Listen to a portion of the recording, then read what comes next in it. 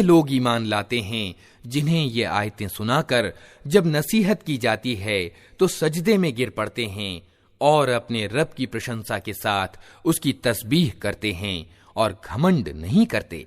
ततजाफा जुनूबुहुम अनिल मदाजि'i यदऊन रब्बहुम खौफन व तमअन व मिम्मा रज़क़नाहुम युनफ़िक़ून फला तअलमु नफ्सुम मा उख़फ़िय लहुम मिन क़ुर्रति अअयुन जज़ाअन बिमा कानू यअमलून अफमन कान मुअमिनन कमन कान फ़ासिक़न ला यस्तवून अम्मा अल्लज़ीना आमनू व अमिलुस्सालिहाति फलहुम जन्नातुल मअवा नुज़ुलन बिमा कानू यअमलून व अम्मा अल्लज़ीना फ़सक़ू फमअवाहुमुन नार कुल्लमा अरादू अन यख़्रुजू मिन्हा उईदू फ़ीहा वक़ील लहुम ज़ूक़ू अज़ाबन नारि अल्लज़ी कुन्तुम बिही तुकज़्ज़िबून। उनकी पीठें बिस्तरों से अलग रहती हैं, अपने रब को डर और लालच के साथ पुकारते हैं और जो कुछ रोजी हमने उन्हें दी है उसमें से खर्च करते हैं। फिर जैसा कुछ आंखों की ठंडक का सामान उनके कर्मों के बदले में उनके लिए छिपा रखा गया है, उसकी किसी प्राणी को खबर नहीं है। भला कहीं ये हो सकता है कि जो व्यक्ति ईमान वाला हो वो उस व्यक्ति की तरह हो जाए जो अवज्ञाकारी हो? ये दोनों बराबर नहीं हो सकते। जो लोग ईमान लाए हैं और जिन्होंने अच्छे कर्म किए हैं उनके लिए तो जन्नतें यानी बाग रहने के ठिकाने हैं, अतिथि सत्कार के रूप में उनके कर्मों के बदले में, और जिन्होंने उल्लंघन किया है उनका ठिकाना दोज़ख है। जब कभी वे उससे निकलना चाहेंगे उसी में ढकेल दिए जाएंगे और उनसे कहा जाएगा कि चखो अब उसी आग के अजाब का मजा जिसको तुम झुठलाया करते थे।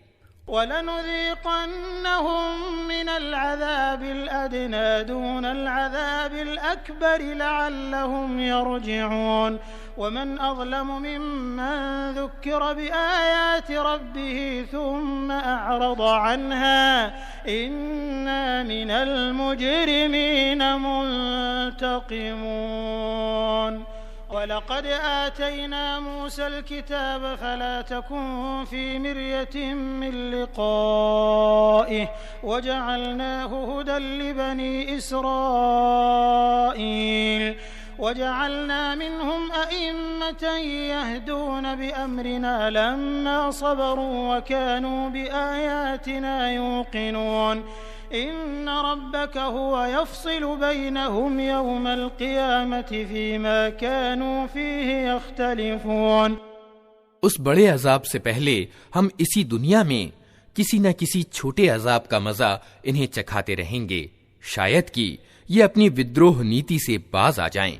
और उससे बड़ा जालिम कौन होगा जिसे उसके रब की आयतों के द्वारा नसीहत की जाए और फिर वो उनसे मुंह फेर ले। ऐसे अपराधियों से तो हम बदला लेकर रहेंगे। इससे पहले हम मूसा को किताब दे चुके हैं, अतः उसी चीज के मिलने पर तुम्हें कोई शक न होना चाहिए। उस किताब को हमने इस्राएल की संतान के लिए मार्गदर्शन बनाया था, और जब उन्होंने सब्र किया और हमारी आयतों पर विश्वास करते रहे तो उनके अंदर हमने ऐसे पेशवा पैदा किए जो हमारे आदेश से मार्ग दिखाते थे। यकीनन तेरा रब ही क़यामत के दिन उन बातों का फैसला करेगा जिनमें इस्राएली परस्पर विभेद करते रहे हैं। अवलम यहदि लहुम कम अहलकना मिन क़ब्लिहिम मिनल क़ुरूनि यमशून फ़ी मसाकिनिहिम इन्न फ़ी ज़ालिका लआयातिन अफ़ला यस्मऊन।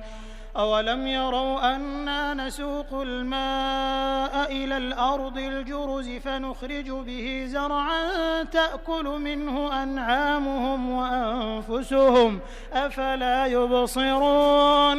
वयक़ूलून मता हाज़ल फ़त्हु इन कुन्तुम सादिक़ीन। कुल यौमल फत्हि ला यंफउल्लज़ीना कफ़रू ईमानुहुम वला हुम युनज़रून फ़अअरिद अन्हुम वंतज़िर इन्नहुम मुंतज़िरून।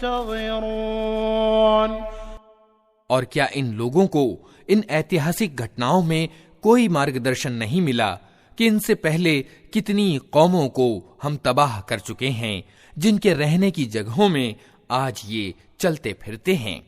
इसमें बड़ी निशानियां हैं, क्या ये सुनते नहीं हैं?